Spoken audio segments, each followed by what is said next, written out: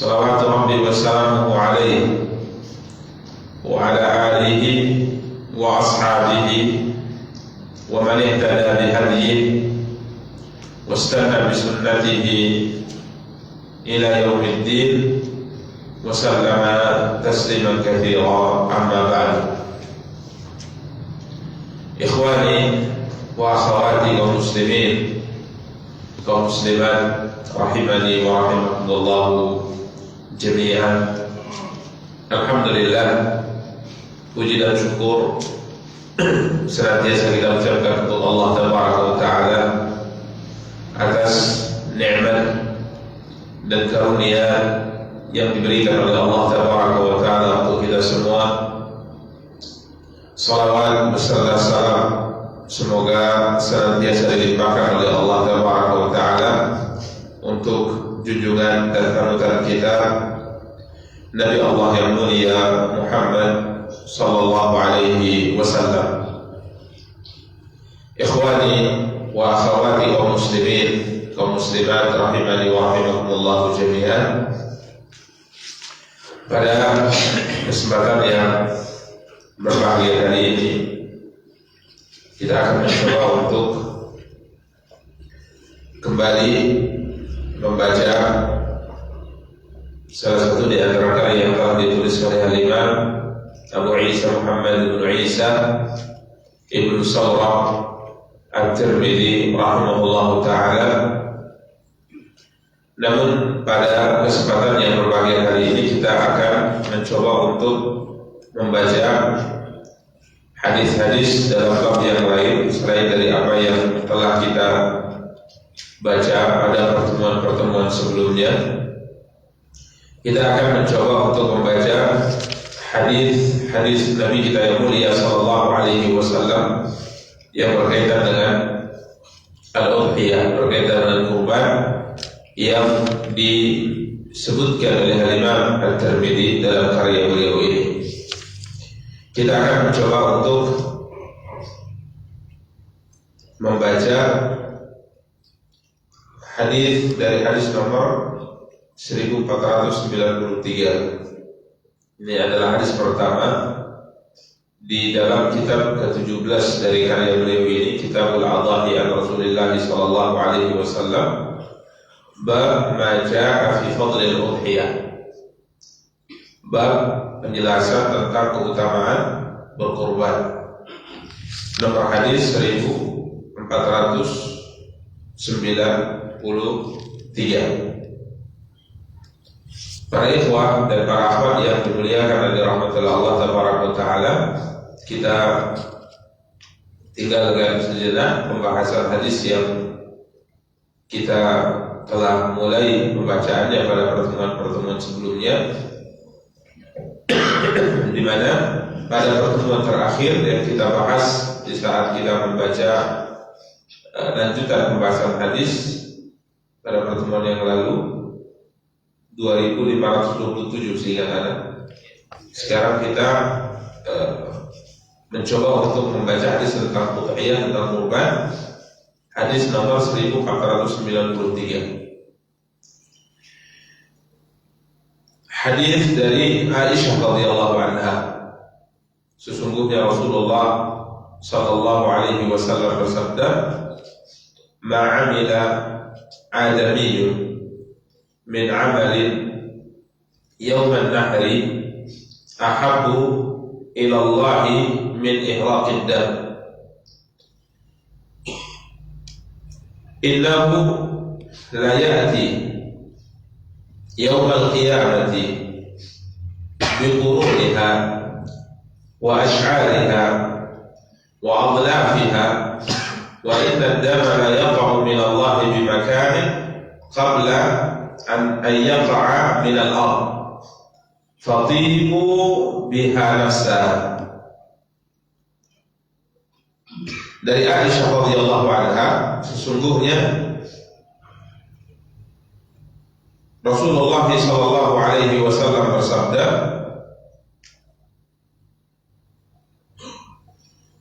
"Ma'amila adamiyyun min 'amalin yawman nahar." Tidak ada seorang anak Adam melakukan sebuah amal pada hari nahar, yang lebih dicintai oleh Allah Taala dari menyembelih. Ya, kita ulang. Nabi kita yang mulia sallallahu alaihi wa alihi wasallam bersabda, tidak ada satu amal yang dilakukan oleh anak Adam pada hari nahar yang lebih dicintai oleh Allah Taala dari menyembelih. Hari nahar maksudnya tanggal 10. Yaum nahar, hari nahar maksudnya tanggal 10 dari bulan Dzulhijjah, yakni hari raya. Rasulullah SAW mengatakan tidak ada amal yang lebih dicintai oleh Allah Taala yang dilakukan oleh seorang anak Adam pada hari nahar, yakni pada hari penyembelihan tanggal 10, yang lebih dicintai oleh Allah Taala dari ihraqid dam. Asal maknanya adalah mengalirkan darah, atau kita terjemahkan dengan menyembelih hewan kurban. Kemudian Nabi kita yang mulia sallallahu alaihi wa alihi wasallam melanjutkan sabdanya, innahu la ya'ti yaumal qiyamati bi quruniha wa ash'ariha wa aghlafiha. Sesungguhnya kurban itu kelak akan datang pada hari kiamat dengan quruniha. Qurun artinya tanduknya, ya, akan datang pada hari kiamat dengan tanduknya, wa ash'ariha, dan dengan bulunya, kemudian wa aghlafiha, dan dengan kulit, ya, dengan kulitnya atau kukunya. Wa inna ad-dama la yaqa'u min Allah bi makan. Sesungguhnya darah hewan ini akan sampai kepada Allah di satu tempat sebelum darah ini mengalir ke tanah. Jadi maknanya adalah bahwa kurban yang disembelih di hari itu akan diterima oleh Allah Taala sebelum darah hewan kurban tersebut sampai ke tanah atau membasahi tanah.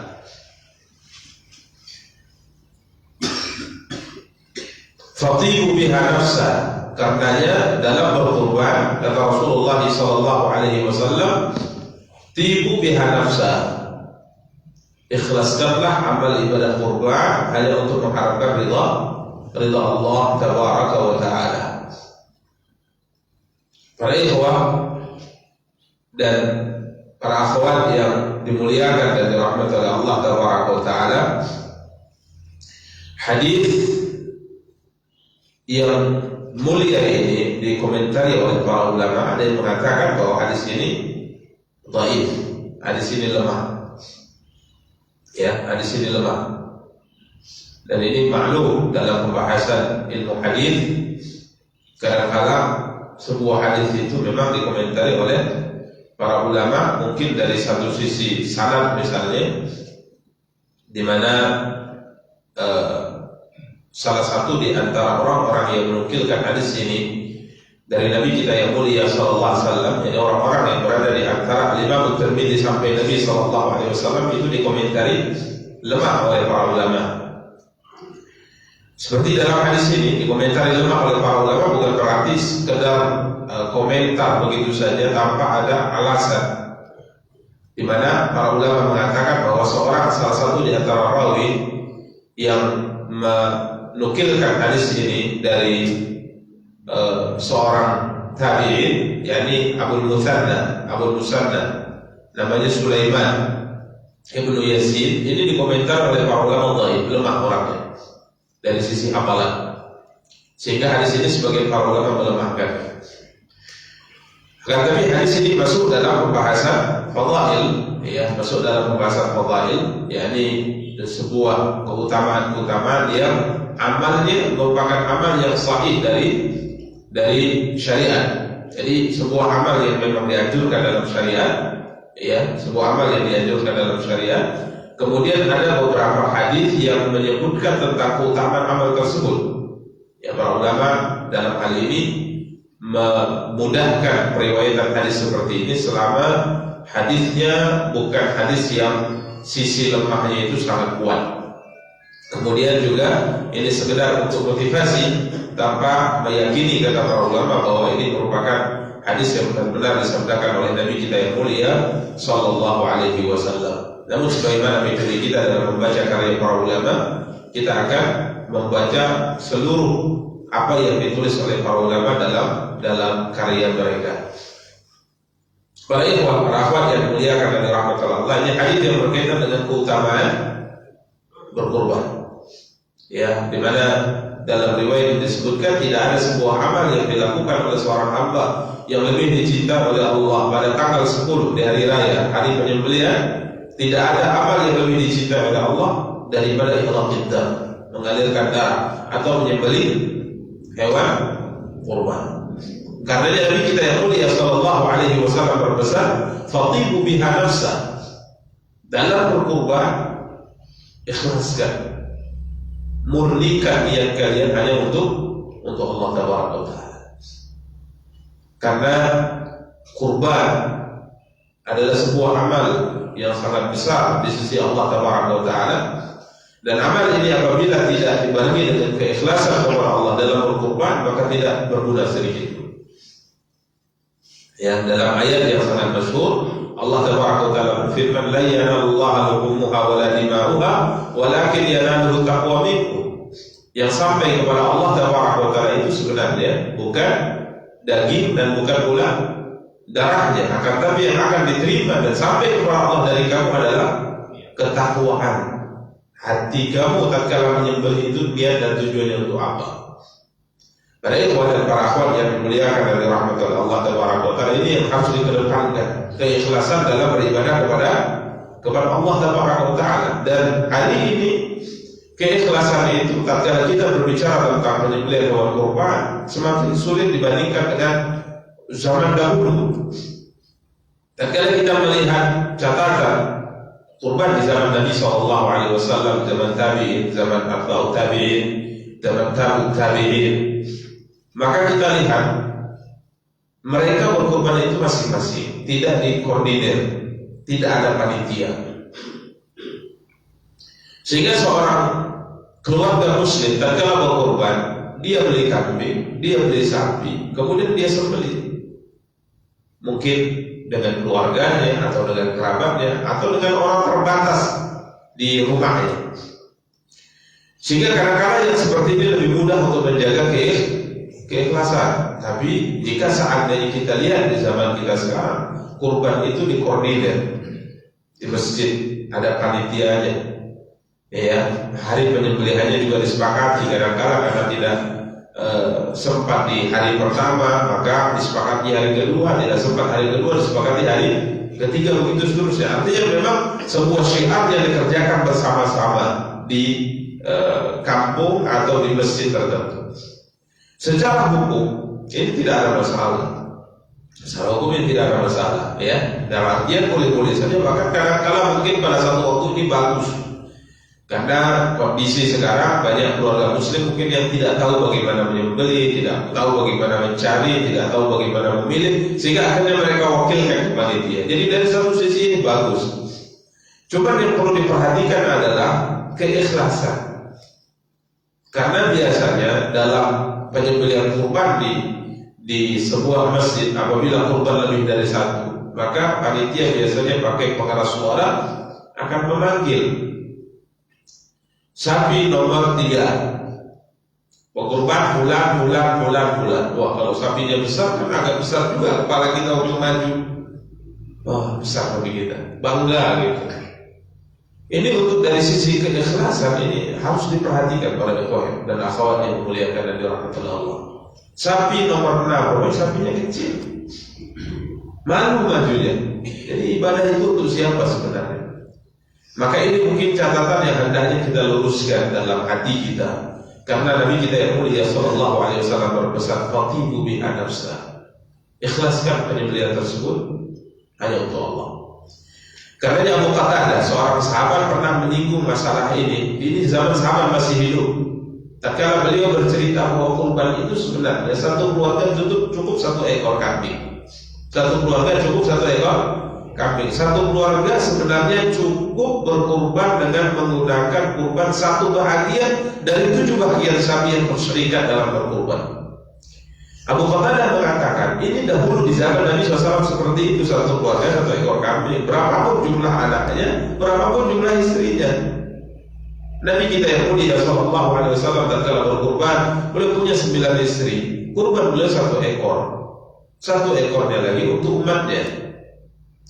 Kalau diambil penjelasan para ulama, beliau setiap tahun berkurban 2 ekor. Artinya sekalipun keluarga beliau banyak, tapi cukup 1 ekor. Ini sebenarnya aturan syariat. Kalau lebih, nanti kita akan sebutkan riwayat, tidak mengapa lebih. Akan tetapi Abu Qatadah mengatakan, namun hari ini kebanyakan orang berkurban hanya untuk berbangga-bangga, hanya untuk berbangga-bangga, sehingga kadang-kala satu keluarga tatkala berkurban lebih dari 1, dia kata, kalau kami tahun ini alhamdulillah kurbannya mungkin 5 ekor kambing keluarga kami, ya, atau keluarga kami 4 ekor sapi, ya. Jadi sebenarnya tidak ada masalah berkorban lebih dari 1. Akan tetapi para ikhwah, menjaga keikhlasan itu sangat susah, sangat penting untuk dijaga. Karena amal ibadah yang kita lakukan kalau tidak ikhlas karena Allah, maka sia-sia, tidak akan diterima oleh Allah. Ana aghna syuraka 'an syirki, man 'amila 'amalan asyraka fihi ma'i ghairi taraktuhu wa syirka. Aku, kata Allah, adalah zat yang paling tidak butuh dengan sekutu. Siapapun dari kamu yang melakukan sebuah amal, dia bersekutu dalam niatnya untuk kepada selainku, maka aku tinggalkan dia dengan sekutunya. Aku tidak butuh dengan amalnya. Maka keikhlasan, ya. Demikian para ikhwan dan para akhwat yang dimuliakan dan dirahmati oleh Allah Tabaraka wa Ta'ala. Orang yang ikhlas itu tandanya dipuji tidak berpengaruh, dicela juga lah pengaruh, itu tanda ikhlas. Makanya kalau tahun kemarin kurban kita besar, dipanggil sapi nomor 1, Bapak pulang, wah senang kita kan, maju dengan percaya diri kan, biasanya dipanggil untuk pegang minimal atau kalau bisa menyembelih langsung. Orang-orang yang ikut serta dalam kurban bisa dipanggil.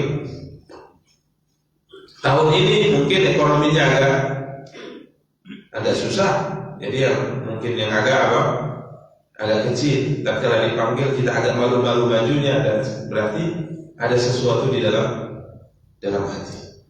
Yang kadang-kadang kita tidak mau sendiri, kita kurang peka dalam memperhatikan niat tujuan dalam melakukan amal ibadah kepada Allah Tabaraka wa Ta'ala. Demikian para ikhwah dan para akhwat yang dimuliakan dan dirahmati Allah, pernah kita nukilkan seorang salaf selama sekian belas tahun selalu mengerjakan salat Jumat dan datang di awal waktu, dan tempat duduknya biasanya sudah seperti tempat duduk yang di-booking olehnya di salah satu di antara salaf yang pertama. Ini seorang ulama salaf. Jadi setiap Jumat sekian belas tahun itu duduknya tempatnya di situ dan datang di awal waktu. Pada suatu hari dia ada takziah yang menyebabkan dia terlambat datang mengerjakan salat Jumat. Tatkala beliau bergerak ke masjid, beliau merasa malu di hatinya. Beliau mengatakan, apa yang akan dikatakan orang nanti? Sekian belas tahun engkau tak pernah terlambat, engkau selalu duduk di tempat tertentu, orang semua tahu. Sekarang engkau datang terlambat, pasti orang akan melihatmu, mengomentarimu, merasa ada sesuatu di hatinya. Maka kemudian dia menangis. Dia mengatakan, di hatinya rasa malu seperti itu. Kemudian dia mengatakan, berarti selama ini saya tidak ikhlas. Karena tanda orang ikhlas itu dipuji, dicela, itu biasa saja. Itu tanda orang ikhlas. Maka tatkala ekonominya bagus, dia berkurban dengan yang besar, kemudian tatkala dipanggil, biasa saja. Tatkala ekonominya lagi turun, kemudian dia berkurban dengan keterbatasan ekonomi, dengan hewan kurban yang kecil, tatkala dipanggil atau tatkala berkurban juga tidak berpengaruh di hatinya, maka menunjukkan dia adalah seorang yang ikhlas dalam berkurban. Ya, demikian para ikhwah dan para akhwat yang dimuliakan dan dirahmati Allah, fatibu biha nafsa. Berikutnya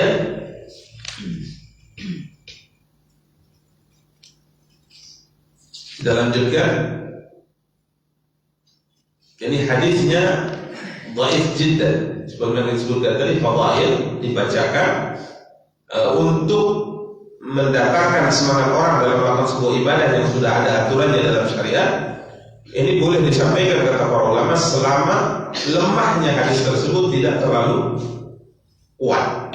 Karena rawi tadi kadang-kadang lemah dari sisi hafalan. Begitu saja komentar para ulama sehingga riwayatnya dhaif. Tapi kadang-kadang ada rawi bukan lemah dari sisi hafalan, tapi muttaham bil kadzib, tertuduh berdusta atas nama Rasulullah.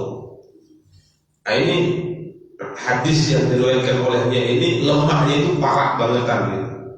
Sehingga para ulama biasanya mengatakan dhaif jiddan, riwayatnya sangat lemah. Jadi bukan sekedar hafalan yang lemah pada rawi tersebut, tapi sampai pada tingkat tertuduh berdusta atas nama Nabi kita yang mulia sallallahu alaihi wasallam.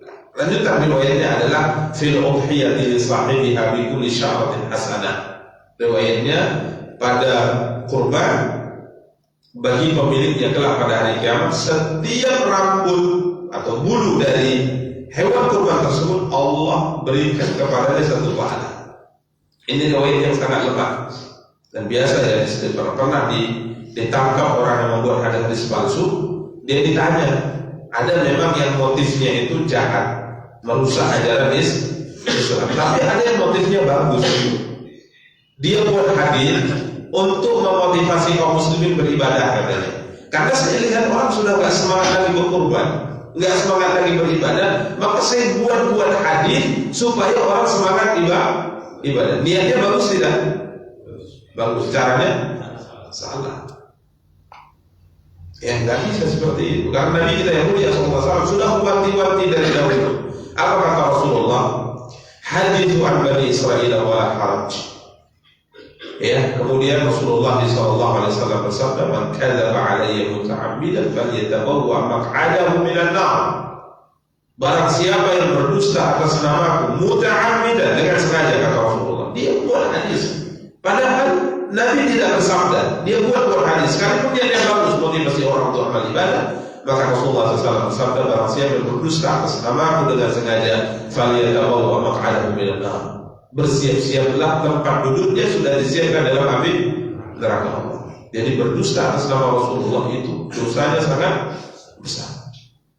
Rasul kita yang mulia sallallahu alaihi wasallam bersabda, berdusta atas namaku tidak sama dengan berdusta atas nama selainku, kata Rasulullah. Karena berbicara tentang syariat, kalau kita mengatakan dalam sabda Rasulullah, hakikatnya kita berbicara tentang apa?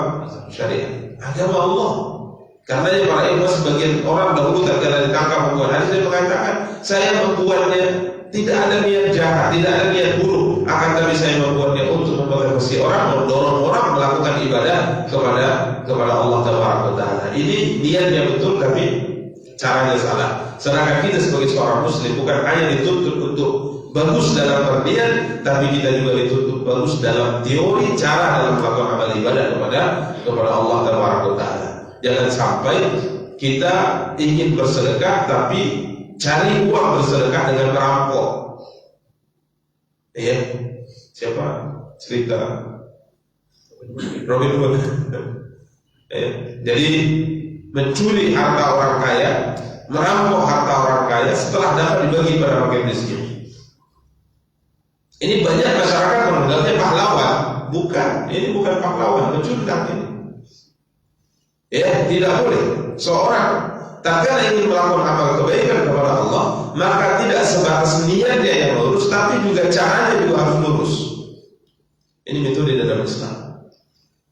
Kalau seandainya tidak bisa bersedekah dengan harta, kita tidak punya harta, jangan merampok kemudian baru bersedekah, jangan. Yang banyak sedekah yang bisa kita lakukan selain dengan harta. Rasulullah SAW bersabda, "Inna min kulli tasbihatin shadaqah, wa kullu takbiratin shadaqah, wa kullu tahmidatin shadaqah." Ya, mengucapkan subhanallah itu terhitung satu sedekah. Mengucapkan alhamdulillah terhitung satu sedekah. Allahu akbar satu sedekah. Ya, bahkan bermuka ceria tatkala bertemu dengan saudara kita juga terhitung satu sedekah. Demikian para ikhwan dan akhwat yang dimuliakan dan dirahmati Allah. Berikutnya kita masuk hadis nomor 1490.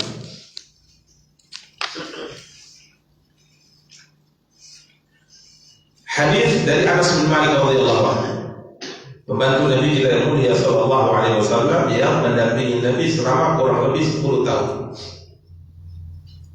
Ya, Anas bin Malik Abu Hamzah. Anas bin Malik radhiyallahu taala. Di mana para ikhwah dan para akhwat yang dimuliakan dan dirahmati oleh Allah, Anas bin Malik sebagaimana kita sebutkan mendampingi Nabi sallallahu alaihi wasallam selama 10 tahun. Ini gelarnya Khadim Rasulullah, pembantu siapa? Nabi kita yang mulia sallallahu alaihi wasallam. Ini gelar beliau, gelar yang sangat mulia, pembantu Rasulullah. Ketika umur beliau masih 10 tahun, ibunya membawanya kepada Rasulullah di awal masa hijrah. Kemudian Nabi kita yang mulia, ibunya mengatakan kepada Rasulullah, ya Rasulullah, ada Anas, ya Rasulullah, ini Anas yakhdimu, ya aku berikan kepadamu agar ia selalu bisa membantu. Sehingga Anas di saat safar, Anas di saat Nabi mungkin selalu mendampingi siapa? Nabi kita yang mulia sallallahu alaihi wasallam. Maka Nabi kita yang mulia sallallahu alaihi wasallam tatkala diberikan oleh ibunya Anas bin Malik, Rasulullah SAW bersabda, Allahumma, ya Allah ya Tuhanku, panjangkan umurnya, perbanyak hartanya, ya, dan anaknya, dan ampuni dosanya. Ya Allah, akthir malahu wa waladahu, ya Allah perbanyak harta dan keturunannya, begitu juga panjangkan umurnya, ampuni dosanya. Anas mengatakan di akhir hayatnya, tatkala beliau sudah tua, beliau berumur 100-an tahun ya, 100 lebih, radhiyallahu taala, beliau mengatakan sesungguhnya semua doa yang dibacakan oleh Nabi sallallahu alaihi wasallam untukku telah terpenuhi. Sesungguhnya aku termasuk di antara orang Ansar yang paling banyak hartanya. Orang Ansar yang paling banyak hartanya. Jadi kaya raya beliau berkat doa siapa? Rasulullah SAW. Kemudian aku juga merupakan orang yang sangat banyak keturunannya. Ya, bahkan beliau mengatakan tahun ini disebutkan waktu itu masa Hajjaj bin Yusuf menjabat sebagai seorang gubernur, telah disampaikan kepada aku bahwa anak keturunanku yang meninggal itu sudah mencapai 70-an orang yang meninggal, belum ya hidup. Berkat doa siapa? Rasulullah SAW. Ya, ini yang diceritakan oleh Anas bin Malik radhiyallahu taala. Kemudian beliau mengatakan, aku berharap moga kiranya doa yang dipanjatkan oleh Rasulullah untukku yang lainnya, aku sedang menantinya, yakni ya Allah ampuni dosanya. Ini Anas bin Malik radhiyallahu taala, sahabat yang terkenal, ya, Abu Hamzah Anas bin Malik khadim Rasulullah. Beliau bercerita, dhaha Rasulullah sallallahu alaihi wasallam bi kafshaini amlahaini aqranaini dzabahahuma bi yadihi. Cerita tentang kurbannya Rasulullah. Setiap tahun Nabi kurban. Nabi tidak pernah tidak berkurban. Setiap tahun beliau berkurban. Sehingga para ulama tatkala berbeda pendapat tentang hukum kurban itu wajibkah dia atau sunnah muakkadah, khilaf para ulama. Walaupun pendapat yang sahih sunnah. Karena ada beberapa riwayat yang menyebutkan, mengisyaratkan kepada dia tidak wajib. Seperti Nabi SAW bersabda, apabila telah masuk bulan Dzulhijjah, hilal Dzulhijjah telah terlihat. Kemudian ada seorang di antara kamu yang ada niatan untuk berkurban, maka hendaknya dia menahan diri untuk tidak memotong rambut, tidak memotong kuku, dan beberapa aturan yang lainnya. Jadi dalam hadis tersebut Nabi SAW mengatakan apabila telah masuk bulan Dzulhijjah, kalau ada yang berniatan kurban, berarti ini tidak sebuah keharusan. Kalau ada keinginan, kalau ada yang berkeinginan berkurban, maka jangan potong kuku, mulai tahan. Ini syariat ya. Tatkala nanti bulan hilal Dzulhijjah telah terlihat, masuk 1 Dzulhijjah yang antum niatan sudah ada niat untuk berkurban, maka tahan diri untuk tidak motong kuku, tahan diri untuk tidak pangkas lagi, ya, sampai kapan? Sampai menyembelih. Kalau menyembelihnya hari ketiga, ya sampai menyembelih hari ketiga. Kukunya misalnya sudah kayak apa? Walaupun ada sebagian yang nyaman dengan kuku panjang, ini menyelisih fitrah ya. Orang kalau kukunya panjang, rambutnya gondrong, tidak rapi, itu rasanya gimana gitu? Ini berarti masih berada di atas fitrah. Tapi kalau orang senang kukunya panjang, ini berarti menyelisih apa? Fitrah. Nabi SAW bersabda, fitrah itu ada 5, di antaranya potong kuku. Jadi kuku panjang itu gak bagus dalam timbangan Islam. Kuku panjang itu hendaknya dipotong karena Nabi SAW memberikan sebuah aturan setiap Jumat potong kuku. Demikian para ikhwah dan para akhwat yang memuliakan dan dirahmati Allah. Jadi sebagian para ulama berpendapat dia bukan wajib, dia sunnah. Hanya saja subhanallah, sekalipun sunnah, tapi sunnah mendekati wajib. Karenanya bagi siapa yang memiliki kemampuan berkurbanlah. Bahkan Imam Ahmad tatkala ditanya, apa pendapat anda wahai imam jika saya berhutang untuk berkurban? Karena ada kemungkinan setelah Idul Adha saya bisa bayar. Maka Imam Ahmad mengatakan bagus itu. Ini motivasi untuk apa? Berkurban. Ya, motivasi untuk berkurban. Karena ini amal ibadah yang sangat dicintai oleh Allah Taala. Syiar Islam setahun sekali. Setahun sekali.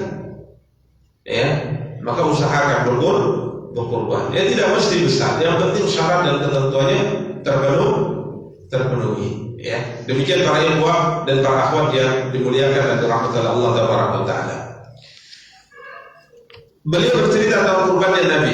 Rasulullah SAW berkurban bi kafsyaini amlahain, dengan 2 ekor kibas kambing. Amlahain, amlah artinya putih.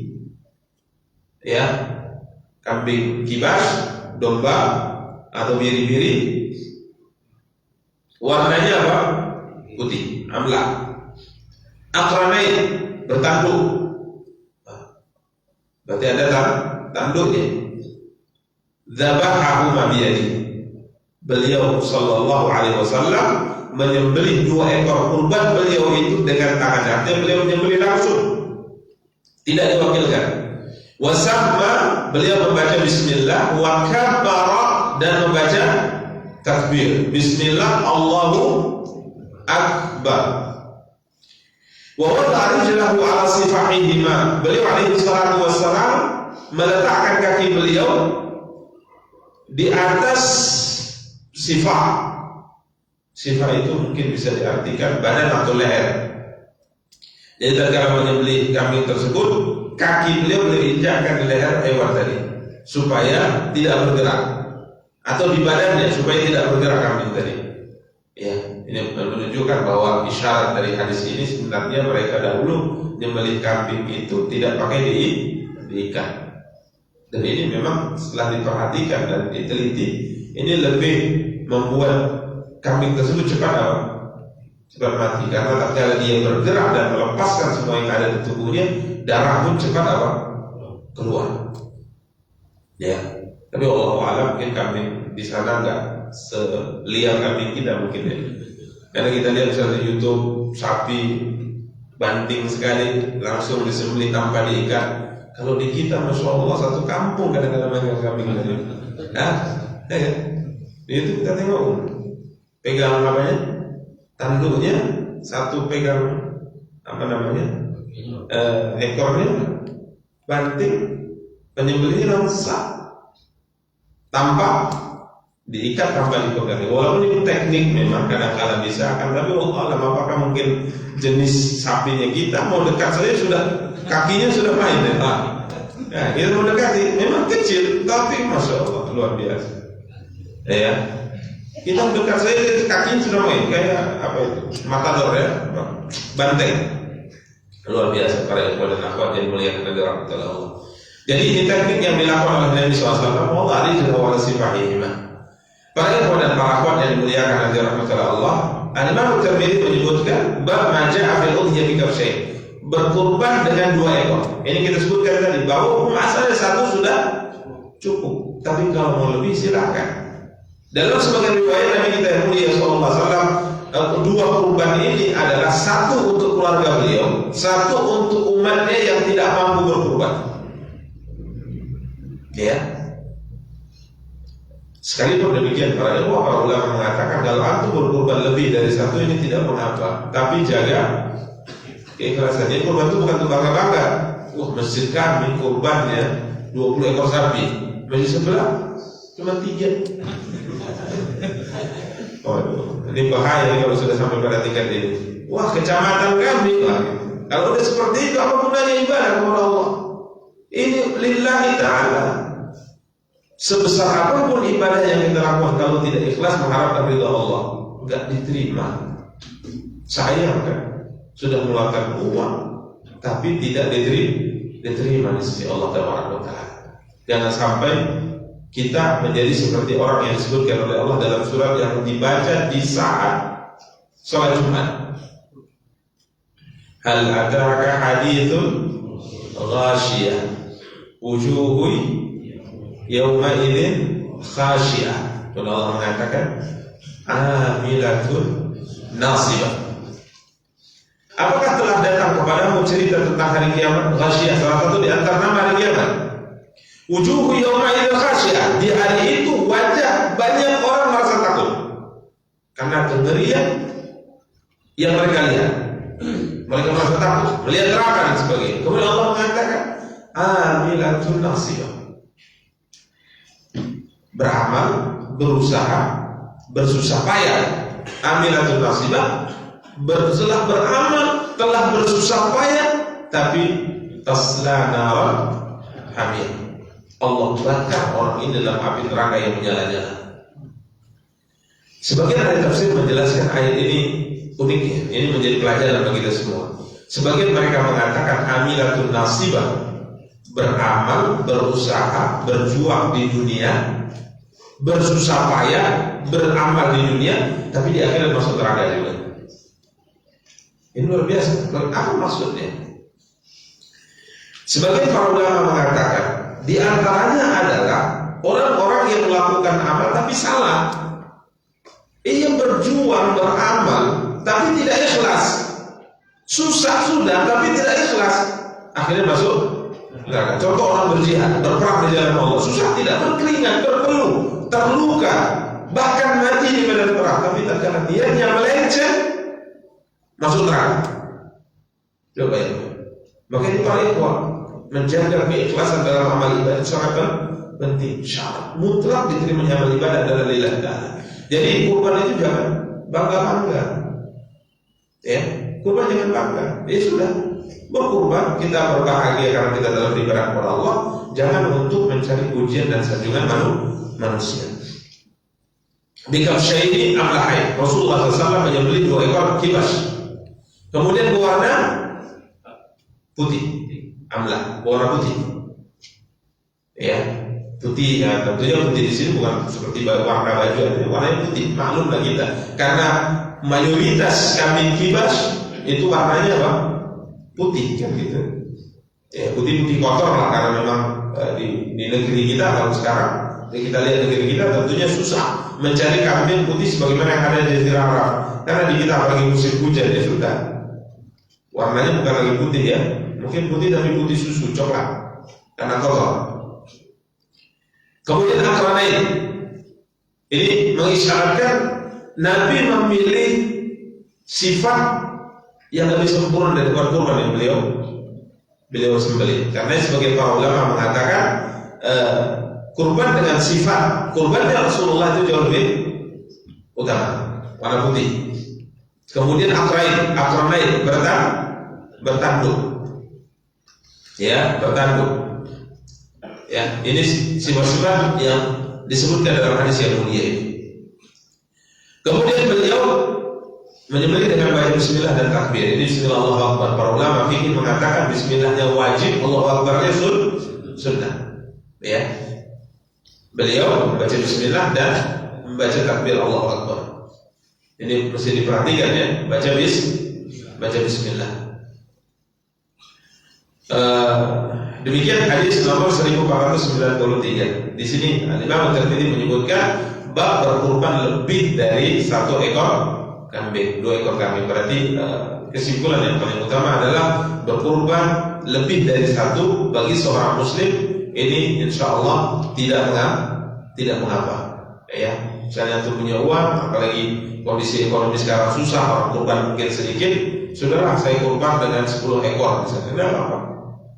10 ekor apa Ustaz? 10 ekor sapi boleh, tidak apa-apa. Sapi itu maksimalnya 7 berkongsi. Kalau berenang gimana? Boleh. Berarti angkanya lebih mahal kan? Kalau berdua gimana Ustaz? Boleh. Ya, kita beli sapi, harga berapa sapi? 30 juta atau 15 karena 15. Boleh, tidak apa-apa. Atau 1 orang 1 ekor sapi, boleh tidak? Boleh, tidak apa-apa. Yang tidak boleh itu 7 lebih. Ayo, kita 10 orang beli sapi, nah itu gak kurban ya. Seperti mungkin sebagian lembaga anak-anak sekolahnya ditarik uang. Ya, setiap anak mungkin 100.000 kumpul dapat 1 ekor sapi. Ini tidak kurban. Ini sedekah biasa saja, bukan kurban. Demikian para ikhwan dan akhwat yang dimuliakan dan dirahmati Allah tabaraka wa taala. Tapi kalau 1 ekor kambing untuk dia dan keluarga sudah cukup. 1 bahagian dari 7 bahagian sapi untuk dia dan keluarga ini sudah cukup. Demikian para ikhwan dan para akhwat yang dimuliakan dan dirahmati Allah. Kemudian bab yang ketiga, bab maja'a fil udhiyati 'alal mayyit. Bab tentang kurban atas nama seorang yang telah meninggal. Ini pembahasan klasik yang selalu ditanyakan.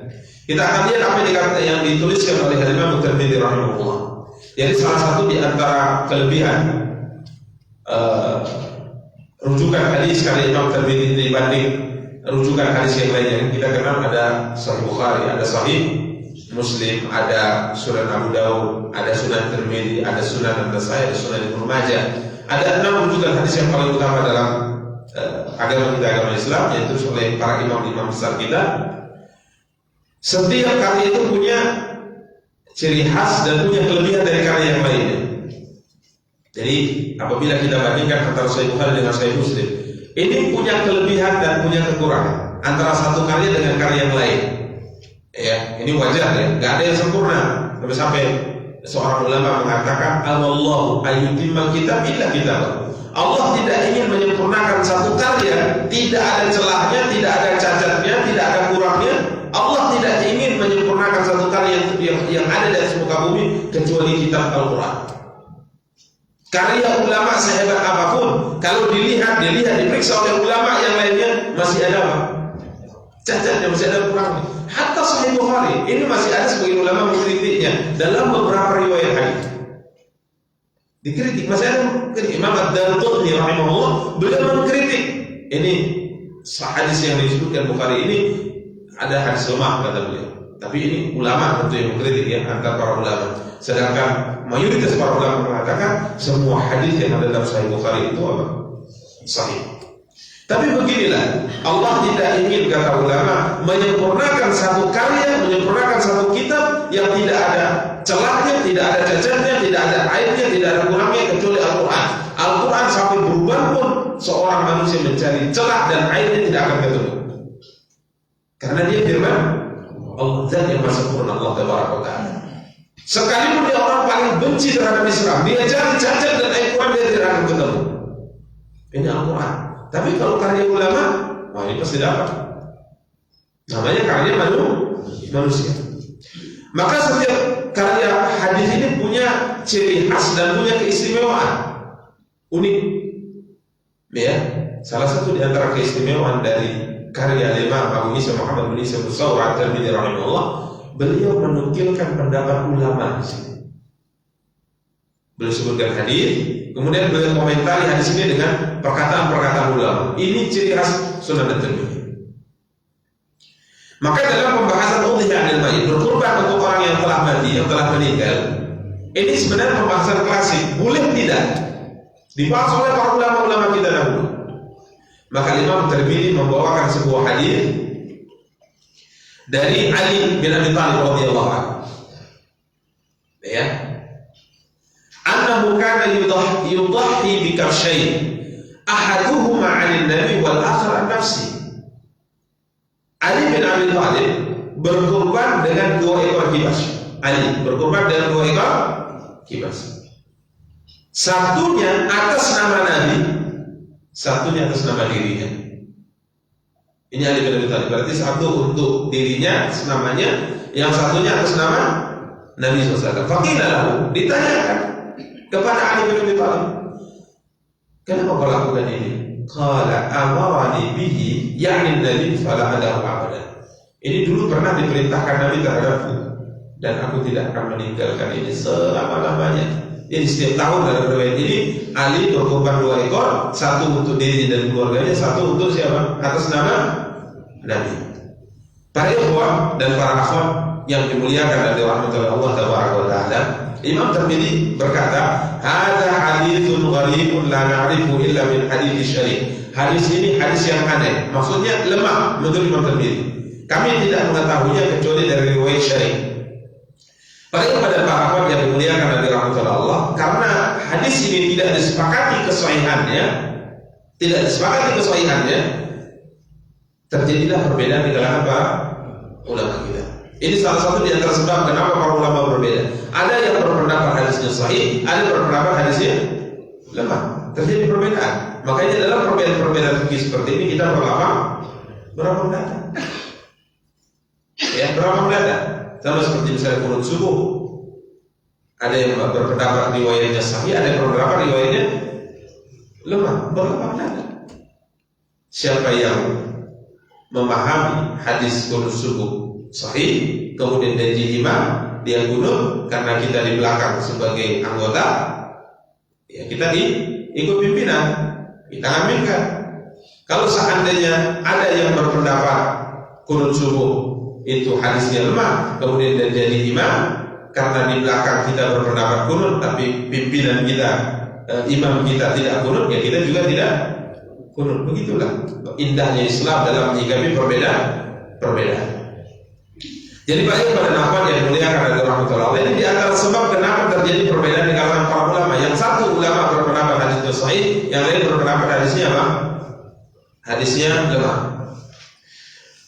Al-Imam Tirmidzi berkata, "Wa qad rakhasa ba'du ahli al-ilmi an yudhhiya 'anil mayyit." Sebagian para ulama memberi keringanan, artinya membolehkan berkorban atas nama orang yang telah meninggal. Ini pendapat yang pertama dari Imam Tirmidzi. Namun ulama yang lain, walam yara ba'dhum ayyudhaha, ulama yang lain berpendapat tidak boleh kurban atas nama orang yang telah meninggal. Ada 2 pendapat. Kita harus cerdas. Ada 2 pendapat. Kita harus luas wawasannya. Ya. Ada kata Imam Tirmidzi ada 2 pendapat. Sebagian ulama membolehkan, sebagian ulama melarang. Kemudian beliau mengatakan, wa qala Abdullah bin Mubarak berkata, ahabbu ilayya an yutasaddaqa anhu wa la yudhha an. Lebih aku sukai kalau untuk orang yang meninggal, kata Imam Abdullah bin Mubarak, kalau untuk orang yang meninggal aku lebih menyukai bersedekah atas nama yang bukan kurban atas namanya. Ini ulama besar Ibnu Mubarak rahimahullah. Ya. Beliau berkata, aku lebih suka bersedekah atas namanya daripada berkorban atas namanya. Ungkapan ini adalah ungkapan yang menunjukkan kedalaman ilmu beliau rahimahullah ta'ala. Karena dalam beribadah itu para ikhwah, yang kita harapkan pahalanya terus mengalir, atau sekali ibadah dapat pahala tapi tidak terus mengalir. Antum sedekah jariah dari antum sukai atau sedekah biasa? Jariah kan? Nah, maka dalam kurban Imam Ibnu Mubarak mengatakan kurban lebih aku sukai bersedekah atas nama mayit daripada kurban atas nama mayit. Kenapa? Karena 2 ibadah ini memang ibadah. Kalau kita merujuk kepada pendapat ulama yang membolehkan, memang ibadah. Tapi dari sisi manfaat kepada orang yang meninggal lebih banyak sedekah atas namanya. Contoh misalnya kurban atas namanya dengan uang 2.500.000.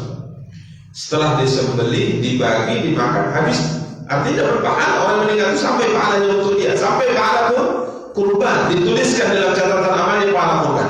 Tapi selesai, habis, tidak ada masuk pahala lagi kecuali tahun depan kita kurban atas namanya lagi.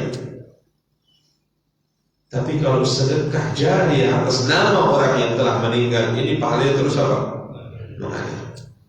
Contoh, 2.500.000 untuk bangun masjid, belikan semen, belikan batu, masjid yang sedang dibangun. Kemudian dibelikanlah, kemudian dibuatlah masjid tersebut dengan bahagia 2.500.000 dari harta yang kita sedekahkan atas nama orang yang telah meninggal. Maka selama masjid tersebut dipakai untuk ibadah kepada Allah, maka keluarga kita yang meninggal tadi itu sudah dapat pahala. Orang haji masjid tersebut dia dapat pahala ibadah haji. Orang sholat di masjid tersebut dia dapat pahala ibadah sholat. Orang baca Quran di masjid tersebut dia dapat pahala baca Quran, karena dia ikut andil dalam membangun masjid. Ini perkataan Imam Ibnul Mubarak. Tapi sekali lagi, kalau berkorban atas nama orang meninggal, tidak mengapa, insyaallah ta'ala. Ya, tidak mengapa. Apalagi kalau seandainya kalau untuk sedekah masjid dan sebagainya, udah Pak, banyak masjid bangun atas nama ayah dan ibuku. Ya sudah, kalau itu korban saja.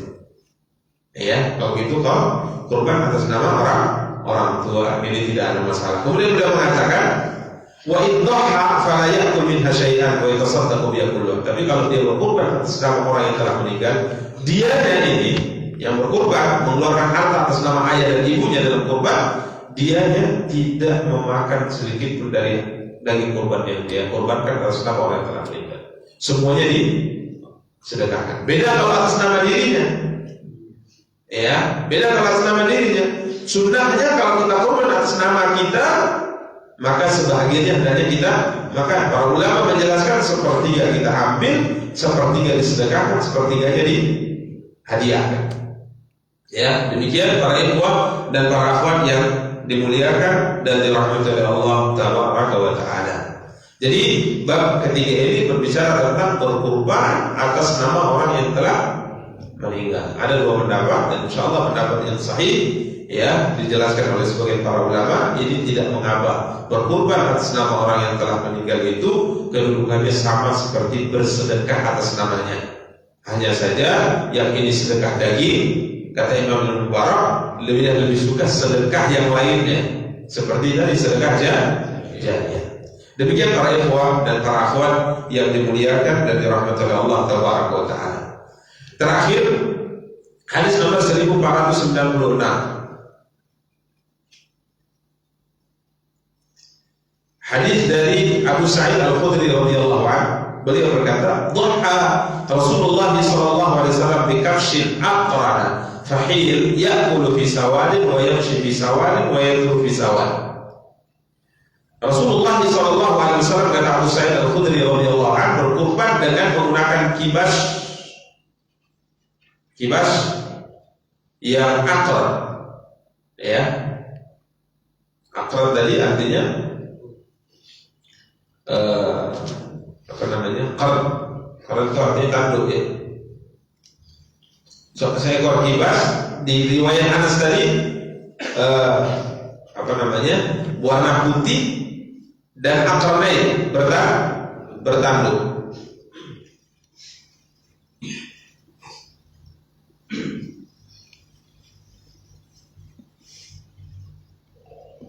Jadi seekor kibas yang bertanduk. Ini menunjukkan bahwa Nabi kita yang mulia sallallahu alaihi wasallam memilih seekor kibas yang punya tanduk, sehingga sebagian ulama mengatakan bahwa kambing yang bertanduk itu lebih utama daripada kambing yang tidak bertanduk. Ya. Sehingga kalau orang milih apanya? Memilih besarnya daripada tanduknya. Karena biasanya alam tukang kambing gimana? Yang punya tanduk itu dengan yang tak punya tanduk biasanya lebih besar mana? Dia nggak bertanduk. Nah, yang tak bertanduk biasanya badannya lebih besar. Yang punya tanduk biasanya badannya agak lebih kecil. Jadi anak perhatikan dulu, Allah alam apakah begini keilmuan yang ada di lapangan peternakan, ya. Setiap kita lihat yang bertanduk itu biasanya badannya agak lebih agak ramping. Tapi yang nggak bertanduk khususnya gendut badannya besar. Ya, paling pada para yang muliakan dari rahmat Allah. Tapi sebagian teman-teman Timur Tengah mengatakan daging kami yang bertanduk lebih enak daripada kami yang tak bertanduk. Nah, coba antum teliti itu. Karenanya seperti itu. Nah, karena yang bertanduk itu daging lebih enak. Wallahu a'lam, mungkin lebih sehat ya, karena mungkin agak rapi, lemaknya tidak banyak, karena gemuk itu namanya lemaknya kan. Nah, mungkin wallahu a'lam.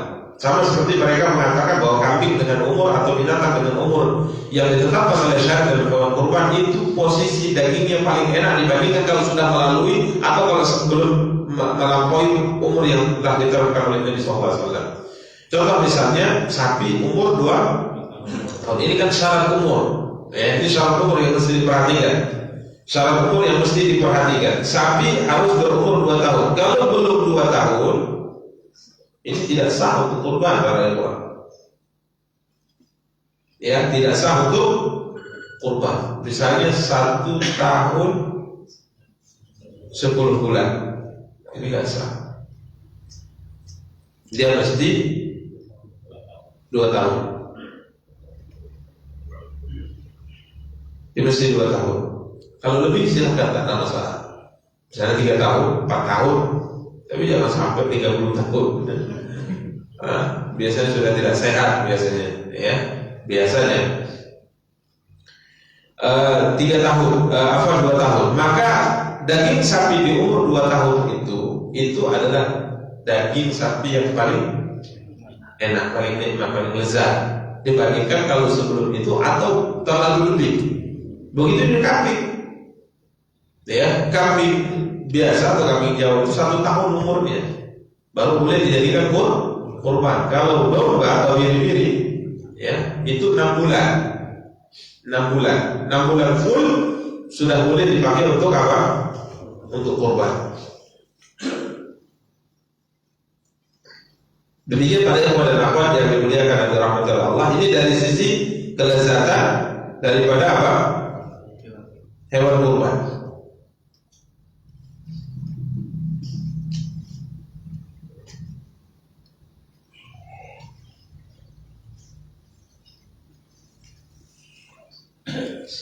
Nabi SAW menyebutkan di sini, Abu Sa'id Al-Khudri berkata di sini, Rasulullah SAW menyembelih seekor kibas akor bertanduk. Kemudian fahil yang jantan, fahil. Kalau kurban dengan betina boleh. Jadi anggapan kurban dengan betina tidak sah itu tidak benar. Tapi yang jantan lebih utama. Kenapa kita bisa tarik kesimpulan kurban dengan betina itu tidak mengapa? Silakan lihat surat Al-An'am.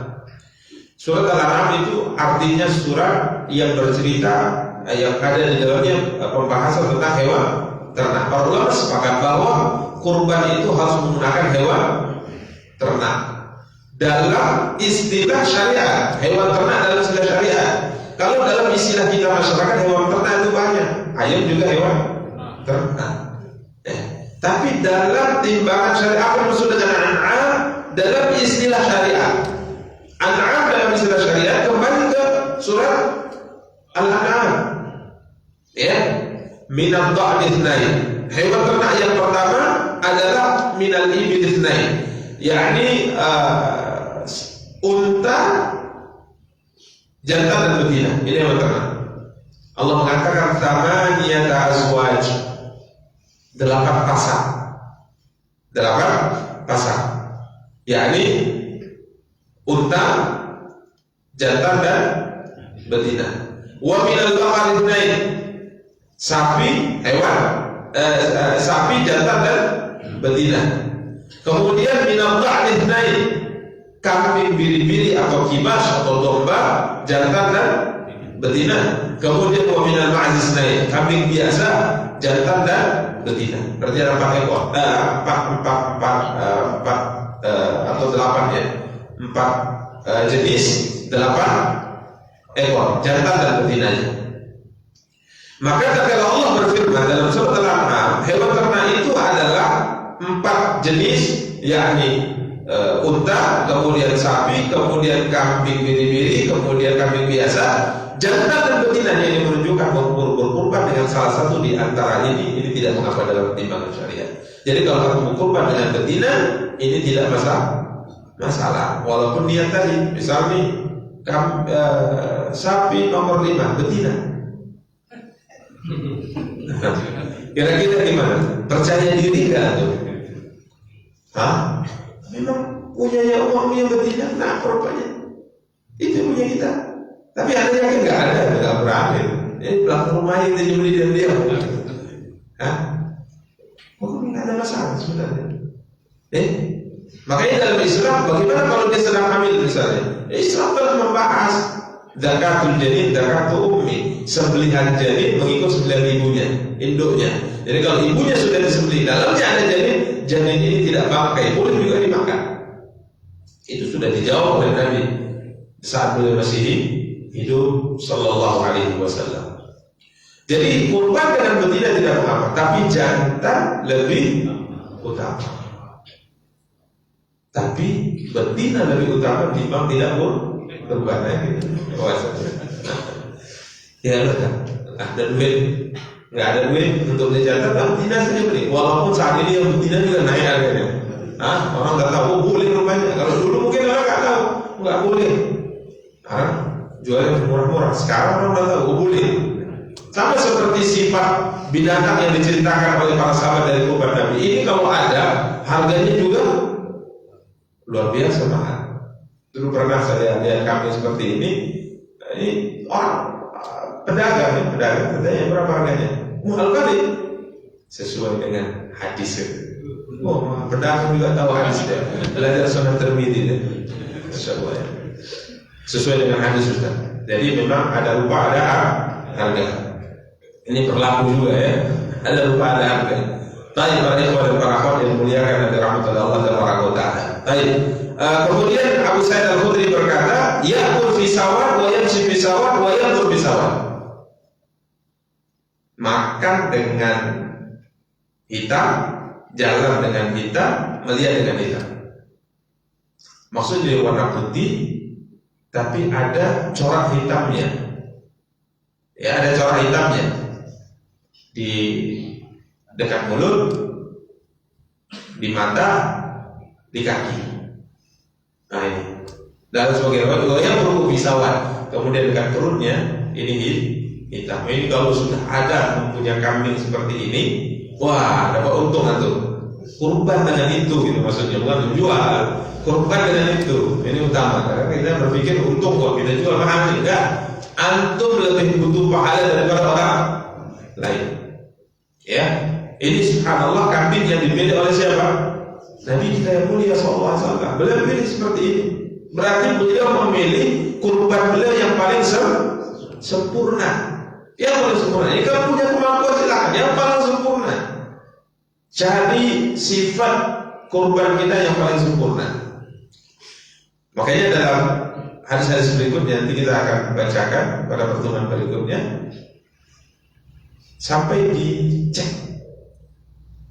Aib sedikit pun diperintahkan untuk dicek.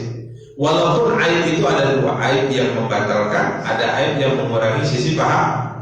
Tetap sah dia. Tapi beginilah para sahabat diperintahkan oleh Nabi SAW. Diperiksa, tanduknya diperiksa, patah atau tidak, diperiksa, telinganya, ekornya diperiksa. Walaupun aib ini sebenarnya makruh, pembahasan ini makruh, artinya kalau dipakai untuk kurban tetap sah. Contoh tanduk patah, sah tidak dipakai kurban, sah, tapi mengurangi pahala. Yang tidak boleh itu 4 aib. Kalau berbagai anak kita bacakan 4 aib. Ya, sisanya itu hanya sekedar mengurangi. Demikian para ikhwan dan akhwat yang muliakan oleh rahmatullah Allah, semakin sempurna sifat daripada hewan kurban kita, maka tentunya pahalanya semakin besar di sisi Allah. Kembali ke cerita 2 anak Adam ya. 2 anak Adam. Sebagian cerita Israeliat menyebutkan namanya Qabil dan Habil. Qabil dan Habil. Ya, Allah Taala merintahkan mereka untuk beribadah, bersedekah, berkurban selama Allah Taala. Yang satu petani, yang satu peternak. Ya, konon ceritanya Habil peternak, sedangkan Qabil petani.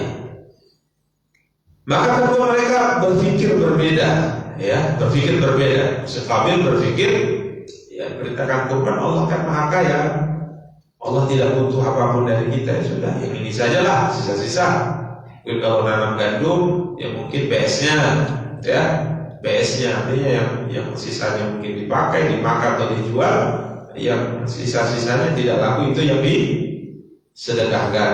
Sedangkan si Habil berpikir bahwa ini ibadah, maka dia harus melakukan sebuah ibadah yang sempurna untuk Allah. Karena manfaat ibadah akan kembali ke siapa? Ke dirinya. Maka dia pilih kambing yang paling baik. Kiranya tatkala keduanya memberikan itu kepada Allah Taala, Allah menerima sedekahnya Habil dan Allah menolak sedekahnya Qabil, sehingga terjadilah persengketaan antara mereka berdua sampai akhirnya terjadi pembunuhan pertama kali di atas muka bumi. Pembunuhan pertama kali di atas muka bumi. Sehingga Nabi SAW mengatakan tidak ada pembunuhan sampai hari kiamat kecuali si Qabil ini, anak Adam ini, mendapat bahagian dosa karena dia pertama kali mencontohkan pembunuhan di atas muka bumi. Hari ini terjadi pembunuhan dimanapun, nambah itu dosa si Qabil. Karena mencontohkan ini bahaya nih. Mencontohkan kejahatan itu sangat berbahaya. Sampai kapanpun kalau terus dilakukan, diwarisi, terus berlanjut itu dosa. Maka ada istilah pahala jariah, ada istilah dosa jariah. Ya, maka berhati-hati. Maka yang kita lakukan untuk Allah hendaknya kita lakukan dengan yang terbaik. Karena itu tidak akan kurban itu akan kembali manfaatnya ke siapa? Ke kita. La yanallahu luhumuha wa la dima'uha. Yang sampai kepada Allah itu bukan daging dan darahnya, akan tapi yang sampai adalah ketakwaan. Ibadah tadi tatkala kita lakukan karena Allah, kita berusaha memaksimalkan, maka insya Allah sampai kepada Allah dan pahalanya akan dikembalikan kepada kita. Maka kurban dengan yang paling sempurna itu jauh lebih baik.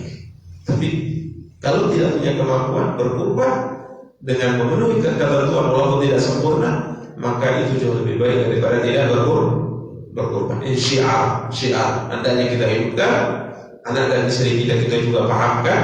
Makanya kalau bisa kurban, kita menyembelih, kita langsung menyembelih, misalnya kita ajak keluarga kita melihatnya. Kalau bisa memungkinkan, maka ini jauh lebih baik. Kenapa? Karena kita ingin hidupkan syiar ini. Bahkan kalau bisa istri kita suruh menyembelih, ya syiar ini, sekali ini kamu yang menyembelih, kalau bisa. Boleh tidak perempuan menyembelih? Boleh. Ya, para sahabat merintahkan anaknya, tatkala kurban kamu yang nyembelih perempuan, sembelih. Ya, tapi saat ini jangankan perempuan, laki-laki itu takut nyembelih. Laki-laki tak nyembelih ayam nggak berani, Ustaz. Nyembelih ayam nggak berani. Nasallahu alaihi wasallam. Demikian para yang pada para ahbab yang dimuliakan oleh rahmatullah Allah yang dapat disampaikan pada kesempatan yang berbahagia ini. Semoga ini memberikan pencerahan dan faedah kepada kita semua terkait dengan ibadah kurban yang tentunya sudah sangat dekat, dan semoga Allah Taala memberi kemudahan kepada kita secara ekonomi, kesehatan untuk bisa beribadah kepada Allah dengan baik, khususnya di bulan Dzulhijjah. Karena bulan Dzulhijjah itu lebih utama ibadah daripada Ramadan. Lebih utama ibadah dari bulan Ramadan. Ibadah 1 tahun penuh lebih dicintai Allah dilakukan di 10 awal di bulan Dzulhijjah. Kalau antum ingin baca Quran di 10 Dzulhijjah. Antum ingin sedekah di 10 Dzulhijjah. Ibadahnya berlipat-lipat pahalanya. Ya, ini tidak diingatkan kepada kaum muslimin karena banyak orang tak paham. Kalau Ramadan itu subhanallah semua berlomba-lomba. Ya, Dzulhijjah itu dianggap biasa. Padahal ibadah di 10 Dzulhijjah 1 sampai 10 itu tidak ada ibadah yang lebih dicintai oleh Allah kecuali ibadah dalam di hari-hari. Ya, makanya maksimal ibadah kepada Allah. Sama seperti kita maksimal ibadah kepada Allah. Beda di bulan Ramadan setannya dibelenggu. Ini setannya lepas semua. Ini bedanya. Ya, di bulan Ramadan setan dibelenggu sehingga keinginan untuk ibadah itu kuat, keinginan maksiat itu turun. Tapi di Zulhijjah itu syaitannya lepas semuanya. Ya, akhirnya kita pun lepas ya, lewat semuanya. Padahal ibadahnya Rasulullah SAW bersabda, "Ma min ayyamin al-amalu salih wa habbu ila Allah min hadhihi al-ayyam al-ashr." Kama qala alaihi salatu wassalam. Tidak ada satu hari yang amal ibadah yang dilakukan oleh seorang hamba lebih dicintai oleh Allah daripada amal ibadah yang dilakukan di 10 hari pertama di bulan Zulhijjah. Ini sudah berada di ujung Dzulqa'dah kita kan. Ini persiapan ya masuk Dzulhijjah, maka kita habiskan kemampuan kita, kekuatan kita untuk beribadah kepada Allah. Dan tentunya di antara ibadah adalah berkorban di tanggal 10 kalau bisa, karena ini masih 10 awal, 1 sampai 10 ya, kecuali kalau ada halangan silakan di hari kedua yang di tanggal 11, 12 sampai tanggal 13. Tapi kalau bisa tanggal 10 itu pahalanya jauh lebih besar, jauh lebih besar. Setelah sholat langsung sembelih, setelah sholat langsung sembelih. Nah, demikian para ikhwan dan akhwat yang dimuliakan oleh Allah. Semoga yang kita sampaikan ada faedahnya, kita cukupkan. Sallallahu alaihi Muhammadin wa ala alihi wasallam tabi'in. Subhanallah wa bihamdika asyhadu an la ilaha illa anta astaghfiruka wa atubu ilaik. Wassalamualaikum warahmatullahi wabarakatuh.